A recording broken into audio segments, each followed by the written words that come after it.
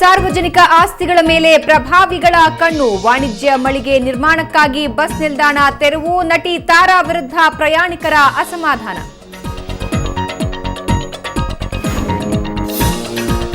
ಮಂಗಳೂರಿನಲ್ಲೊಂದು mini Ballari ಗಣಿ. 800 ಎಕರೆ ಪ್ರದೇಶದಲ್ಲಿ ನಿಯಮಬಾಹಿರ ಕಲ್ಲು ಗಣಿಗಾರಿಕೆ. ಅಕ್ರಮಕ್ಕೆ ಇದೆಯಂತೆ ಮೀನುಗಾರಿಕಾ ಸಚಿವರ ಅಭಯ.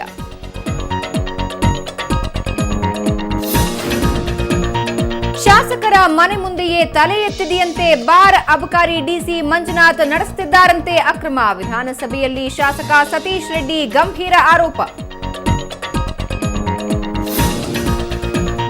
ವಿವಿಐಪಿ ಹೆಲಿಕಾಪ್ಟರ್ ಖರೀದಿ ಹಗರಣ. ಸಿಬಿಐನಿಂದ ತೀವ್ರಗೊಂಡ ವಿಚಾರಣೆ. ಪಶ್ಚಿಮ ಬಂಗಾಳ ಗವರ್ನರ್ ಅವರನ್ನ ಪ್ರಮುಖ ಸಾಕ್ಷಿಯಾಗಿ ಪರಿಗಣಿಸಿದ ತನಿಖಾ ತಂಡ.